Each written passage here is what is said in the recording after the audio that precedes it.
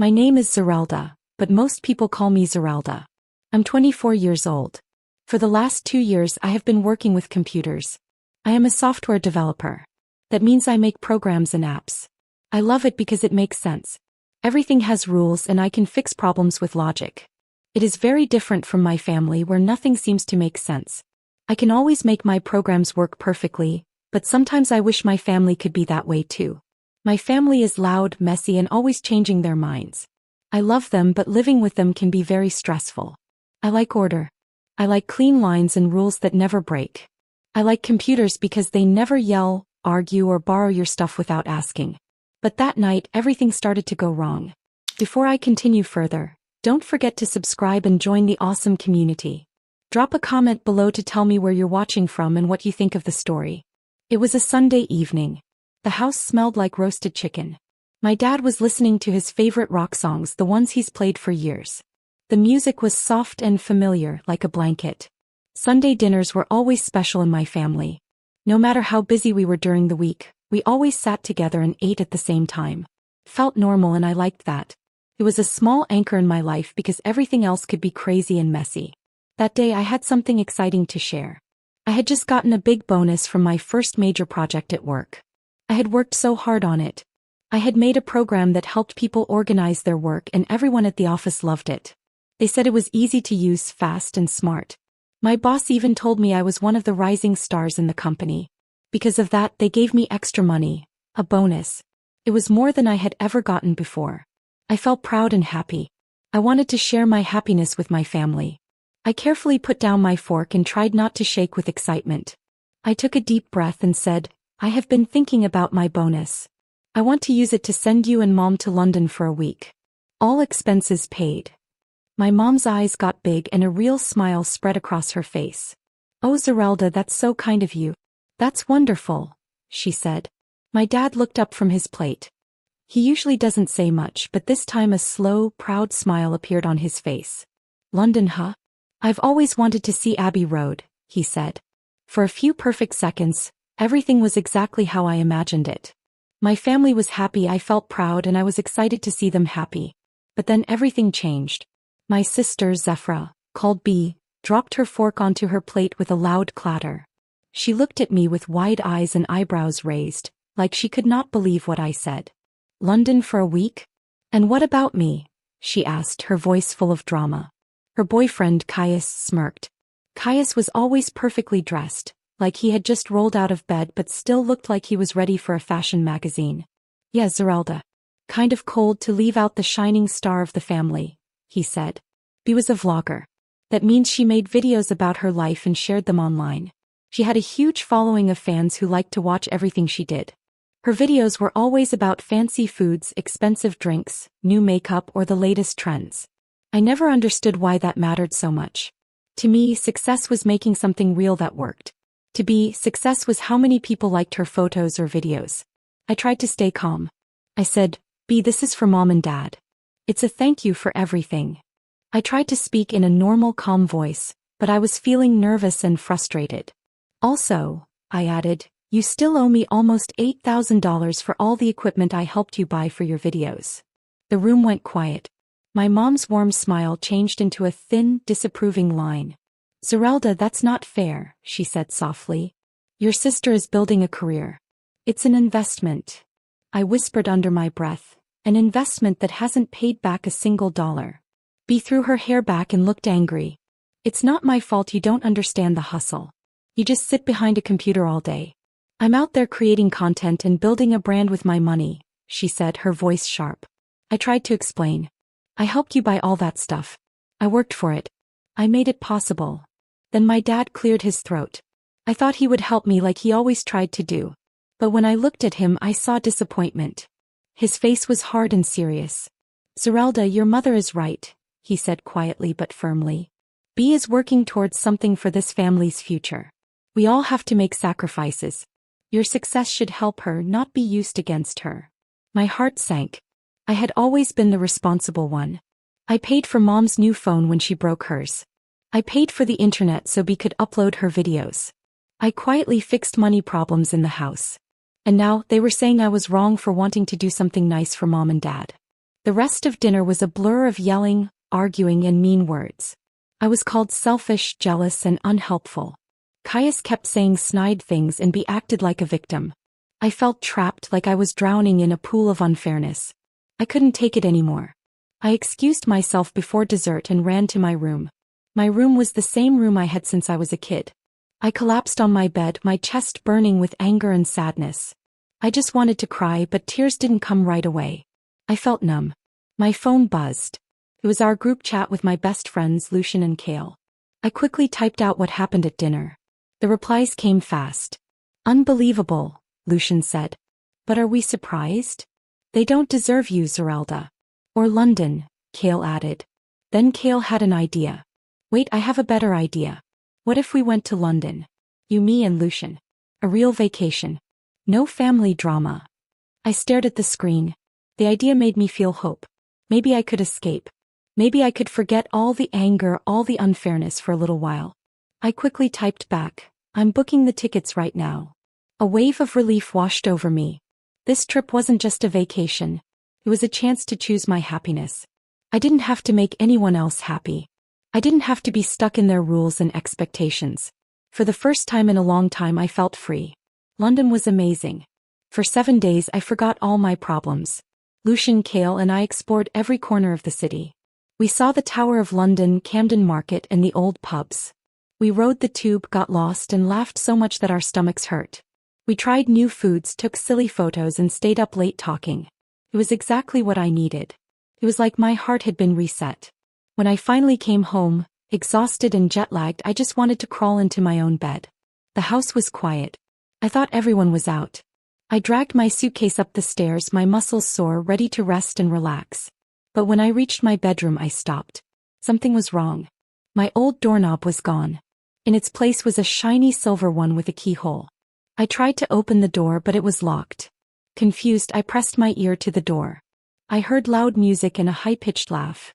It sounded fake, almost like a computer voice. It was Bee's voice, but louder and performative. "Oh my God, you guys are hilarious. Shout out to Neon Dragon for the donation." My blood ran cold. I pounded on the door. "Bee, what is going on? Open this door." The music stopped. Bee opened the door. She had makeup on and was wearing a headset. She looked annoyed. "Can you keep it down?" "I'm alive," she snapped. I looked inside. My room was gone. My bed, my desk, my bookshelf, all of it was gone. In its place were cameras, lights, tripods, and green screens. A massive neon sign glowed brightly. It said Zephyr's World. The walls were painted gray, a color chosen by influencers, cold and lifeless. Every single thing I owned had been erased. My books, my posters, my quilt from Grandma, everything I loved. I spun around, my mind racing. Where is my stuff?"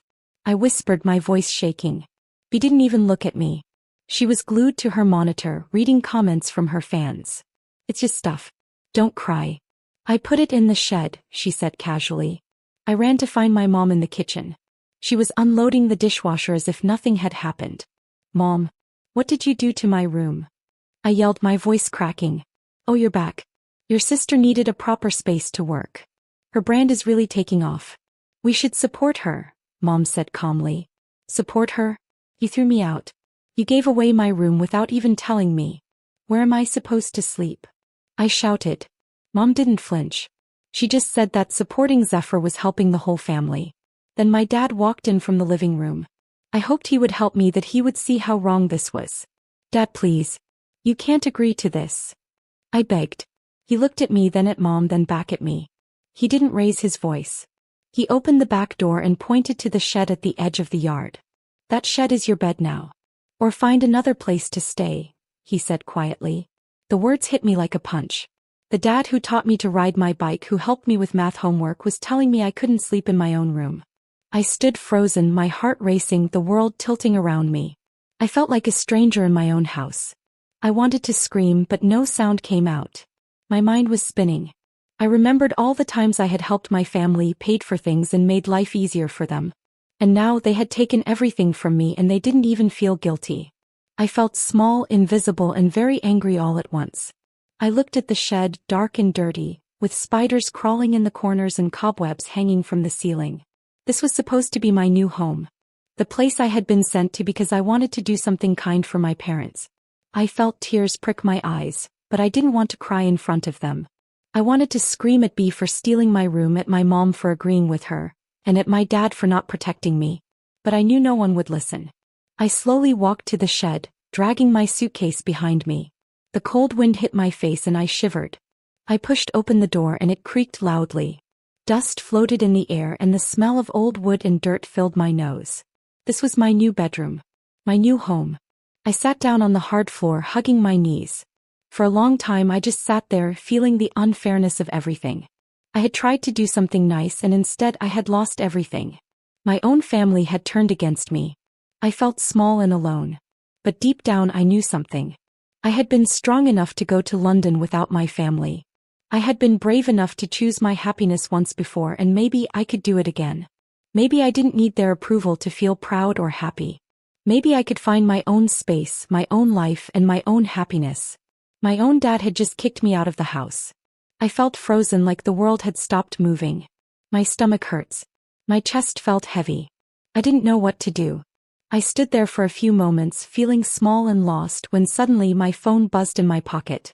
I pulled it out, my hands shaking so badly I could barely hold it. It was a message from my friend Idris. Idris was also a coder, someone who loved building things with computers as much as I did.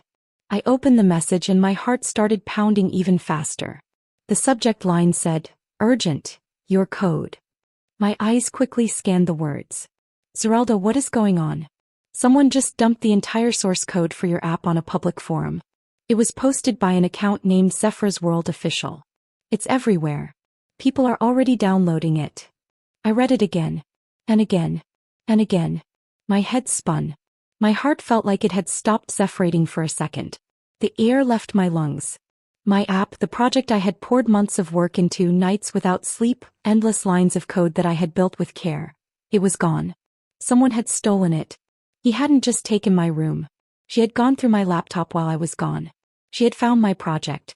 And in one final cruel act, she had shared it with the world. She had ruined everything. And my parents, my own parents, had allowed it. They had given her the space to do it. They had not stopped her. They had allowed her to destroy me. I felt my last connection to my family snap. Everything I thought I could rely on had disappeared. And at that moment, strangely, I didn't scream. I didn't cry.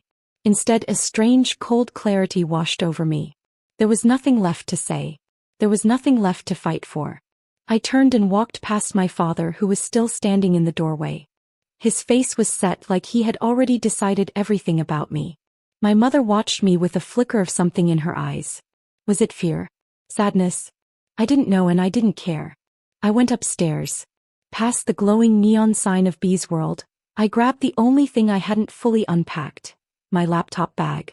Then I picked up my suitcase from the entryway where I had left it. I didn't look at anyone. I didn't say a word. I walked to the front door, opened it, and stepped into the cool night air. I closed the door quietly behind me, the sound soft but final. Sitting on the curb, I pulled out my phone again. My fingers moved automatically. I dialed Kale. He answered on the first ring. "Hey, how was..." he started, but I cut him off. "Can you come get me?" I said. My voice was flat and hollow. "Zerelda, what's wrong? Where are you?" "Home." "Well, not anymore. Can you just come?" He didn't ask anything else. "I'm on my way." The 15 minutes I waited felt like an eternity. The porch light of my childhood home clicked on, casting a lonely yellow square on the lawn. But the door never opened. When Kale's old Zephyr-type sedan pulled up, I threw my suitcase in the back and slid into the passenger seat without saying a word. The silence in the car was heavy. Kale kept glancing at me, his face full of worry. "They kicked me out," I finally said, staring out the window as the familiar streets of my neighborhood blurred past. "They gave my room to her, for her stupid vlog." I took a shaky breath. "Dad told me I could either sleep in the shed or leave." Kale swore under his breath, loud enough that I could hear his frustration. "That's not even the worst part," I said. "My source code leaked. All of it. Everything. It's useless now." We drove to Kale's small apartment. Lucian, his roommate, was already there. He had received an emergency message from Kale and was waiting for me. The moment I walked in, Lucian wrapped me in a big hug. That's when I finally let the dam break. I cried. I cried hard. All the shock, the betrayal, the heartbreak poured out. They didn't give me empty words. They didn't try to fix things with promises that wouldn't matter. They just let me fall apart safely. That night I slept on their lumpy couch. Even though it wasn't comfortable, it felt safer and warmer than my own bed had ever felt. I couldn't stop thinking about my dad. I had always thought my mom was the one blinded by B's supposed potential. I had thought she let B get away with too much. But now I know the truth. My dad had been the one to execute this plan. He had given B permission, whether directly or indirectly, to destroy me. That betrayal was deep and I didn't know how to recover from it.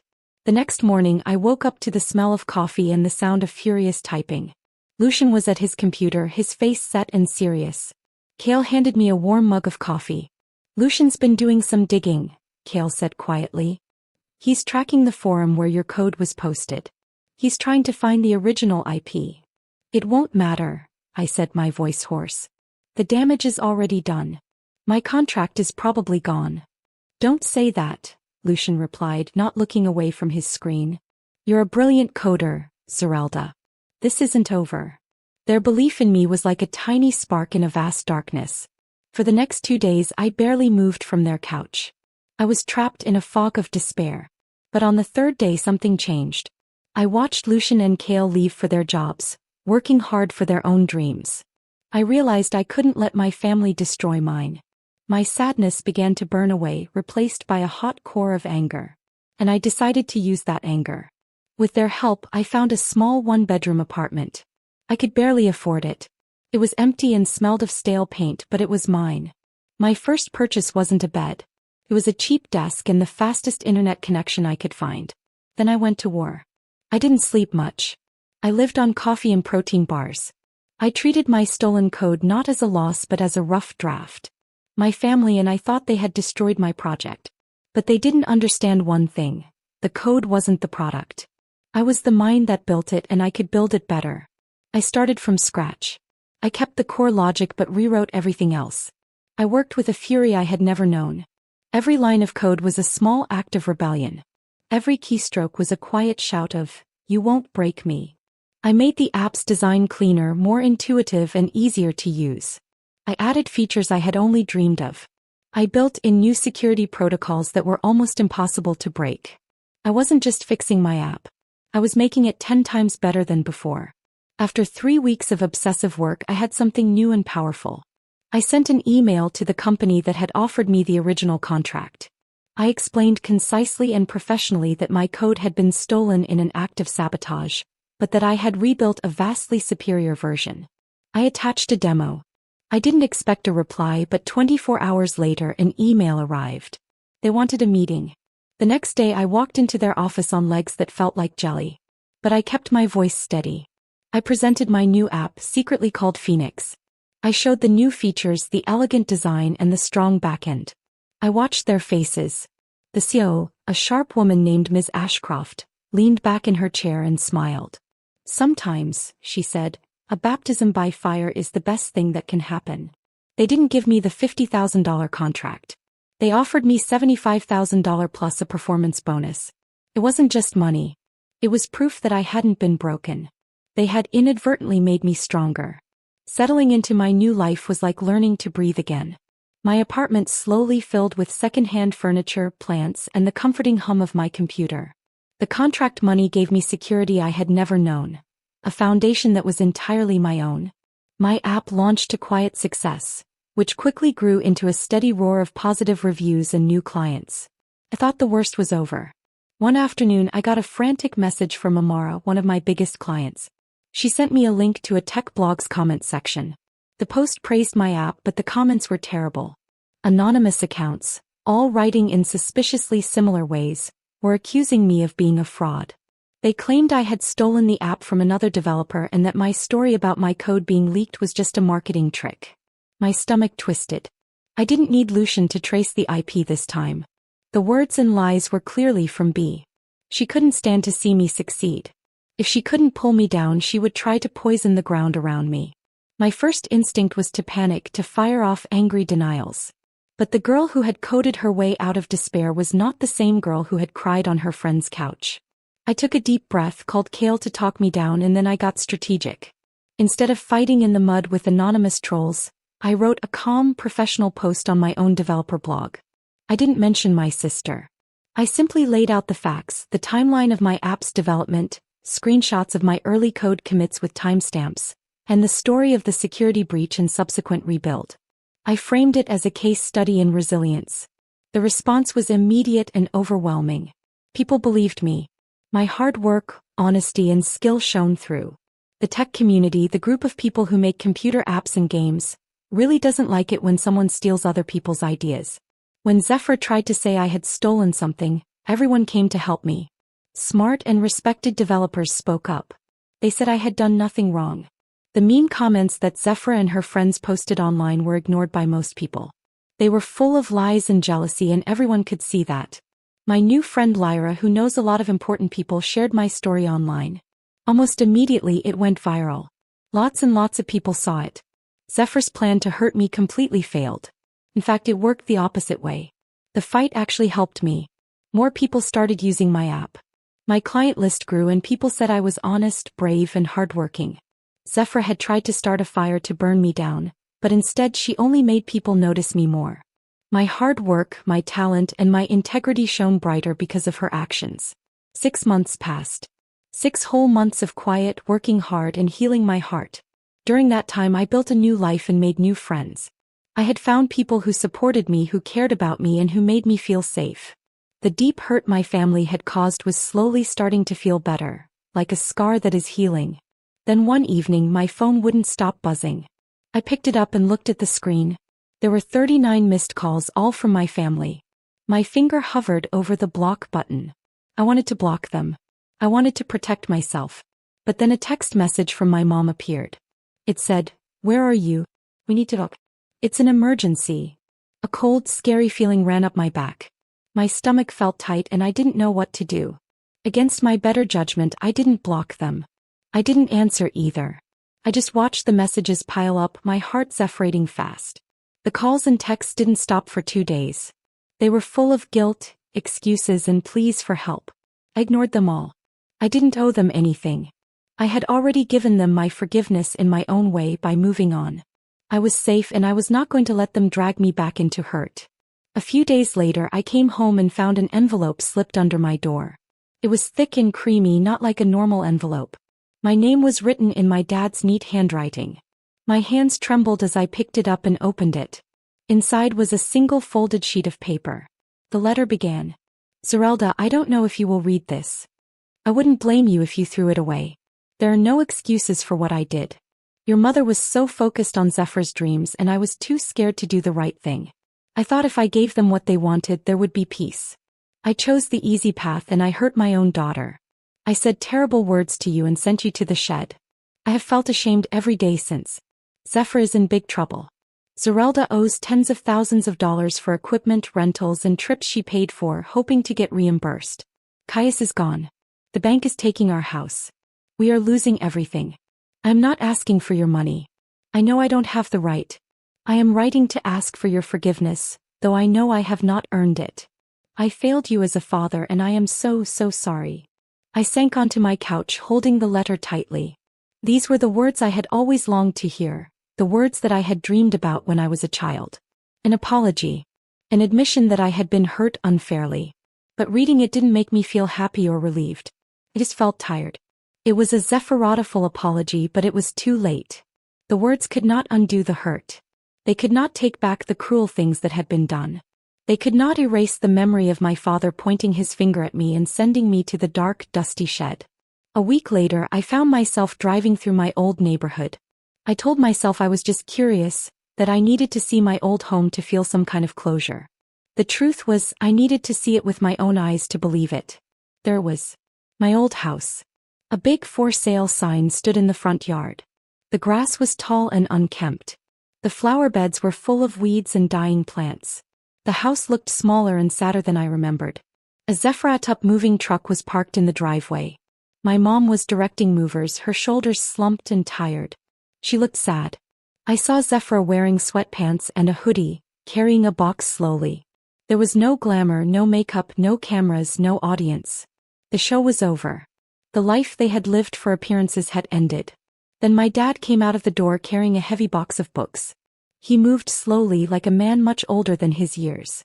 He paused and wiped his forehead. Then he looked around and his eyes landed on my car. We locked eyes across the street. There was distance between us, 100 yards and yet a million miles. I could see recognition, shame, and regret in his eyes. He didn't wave. He didn't call out. He just stood there holding the box, looking like a ghost in the ruins of the life he had helped destroy. My heart ached with a strange mix of pity and resolve. I could have gotten out of the car, yelled, or demanded more than a letter. But I didn't. I had already won. My victory wasn't in their failure. My victory was in my survival. I put the car in drive and started to pull away. As I drove off, I looked at my dad one last time and gave a tiny nod. It wasn't forgiveness. It wasn't a promise to fix our relationship. It was just an ending. A quiet acknowledgement that their story was no longer mine to be part of. I drove away and didn't look back. Tonight, I am sitting in my own apartment. It isn't very big, but it is filled with light, life, and peace. My newest app is being tested and I am surrounded by friends who are like family. I rebuilt my life, not from the ashes of my old one, but on a new, stronger foundation that I built myself. I survived. I thrived. They say you can't choose your family, but you can always choose the way you live your life, the way you think, and the people you let into your heart. I chose my own path and I know I made the right choice. I didn't let the past control me. I didn't let my family's mistakes define me. I chose to be brave, to be honest, to be kind, and to be strong. I chose to move forward and to create a life that is mine. I survived because I refused to let cruelty and lies stop me. I thrived because I worked hard, because I believed in myself, and because I found people who really cared. The fire Zephyr tried to start didn't burn me. Instead, it lit a new path, a path where I could be safe, happy, and proud of who I am. Life isn't always fair and people will sometimes hurt you, even your family. But you can always choose what comes next. You can choose to forgive or not. You can choose to stay or leave. You can choose to build a better life. I chose mine, and every day I make it stronger, brighter, and full of hope.